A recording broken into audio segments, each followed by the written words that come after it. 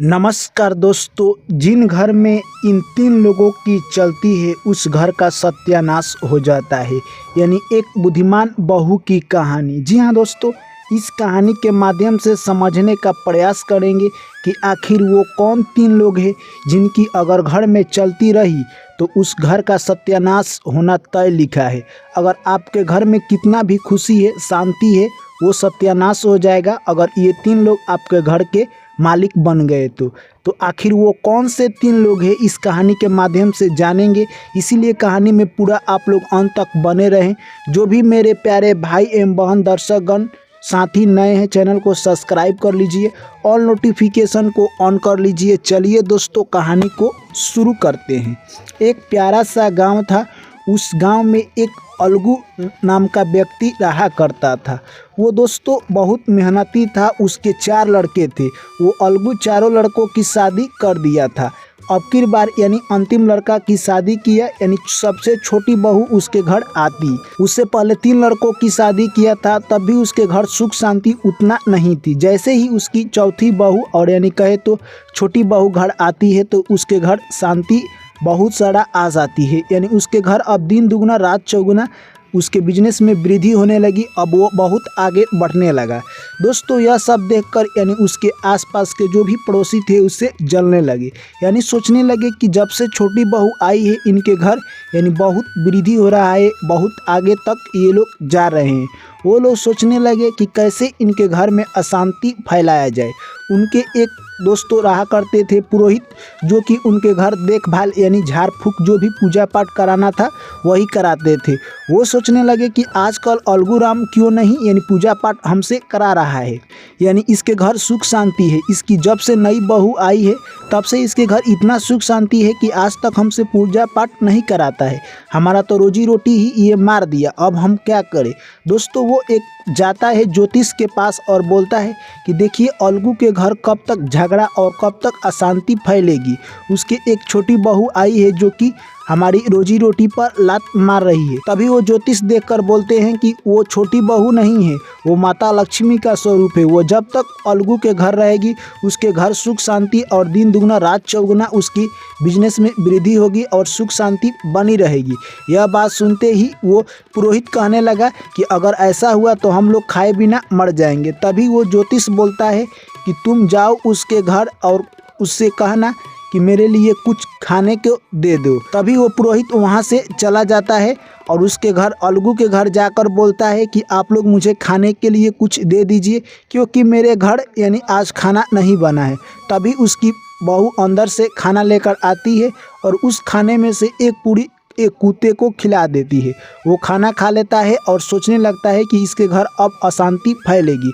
दोस्तों ऐसे ही 2 माह बीत जाता है, तभी उसके घर अशांति नहीं फैलती है। तभी वो पुरोहित फिर उस यानी ज्योतिष के पास जाता है और बोलता है कि अलगू के घर अभी तक अशांति नहीं फैली। तभी वो ज्योतिष देखकर बोलता है कि वो उसकी बहू जब तुमको खाना दी उसमें से एक पूरी निकाल कर काले कुत्ते को खिला दी, जिससे उसके घर अशांति नहीं फैलेगी। तभी पुरोहित कहता है कि अब हमें आगे क्या करना चाहिए। तभी ज्योतिष बोलता है कि अब तुम जाओ उसके घर एक गौ माता है, उन्हीं को तुम मांग लेना और मांग कर अपने घर लेकर आना, उसके घर में अशांति फैल जाएगी। दोस्तों वो पुरोहित दिमाग लड़ाता है और जाता है अलगू के घर, बोलता है कि मैं आपका पुरोहित हूँ, मेरे घर यानी एक छोटा सा बच्चा हुआ है, उसके लिए दूध पिलाना है और हम लोग इस समय गाय खरीदने में असमर्थ है। अगर आप अपनी गाय हमें कुछ दिनों के लिए दे देती है तो बहुत हम पर कृपा होगा। दोस्तों अलगू बोलता है ठीक है, मैं अपनी बहू से अभी गाय लेकर आता हूँ। दोस्तों जैसे ही अपने बहू से गाय लाने के लिए जाता है, उसकी बहू उस गाय के नैन से जो भी लोड गिर रहे थे उससे अपने चादर के कोने भिंजाकर रख लेती है और उस गाय को दे देती है। वो गाय लेकर पुरोहित अपने घर जाता है और खुश हो जाता है कि अब उनके घर अशांति फैल जाएगी। ऐसे ही कुछ महीने बीत गए, फिर भी उनके घर अशांति नहीं फैली। फिर वो परेशान होकर ज्योतिष के पास जाता है और बोलता है कि उनके घर तो अशांति अभी तक नहीं फैली। फिर वो ज्योतिष देखता है और कहता है कि बहू जब तुमको गाय दी थी उसके नैन से जो भी आंसू गिर रहे थे वो चादर में पोंछ कर रख ली, इसलिए उसके घर अशांति नहीं फैलेगा। फिर वो पुरोहित कहता है कि अब हमें क्या करना पड़ेगा। तभी वो यानी ज्योतिष बोलते हैं कि तुम्हें अब जाओ उस चादर को मांग कर लेकर, जिस तरह तुम्हें मांगना होगा मांग कर लेकर आओ, उसके बाद ही उसके घर अशांति फैलेगी। वहाँ से पुरोहित उठता है और फिर उस अलगू के घर जाता है और बोलता है कि हे अलगू महाराज, आप मुझे एक चादर दे दीजिए, क्योंकि मेरी बेटी आज कहीं पर जाने वाली है। आज हम लोग जल्दीबाजी में चादर नहीं खरीद सकते हैं।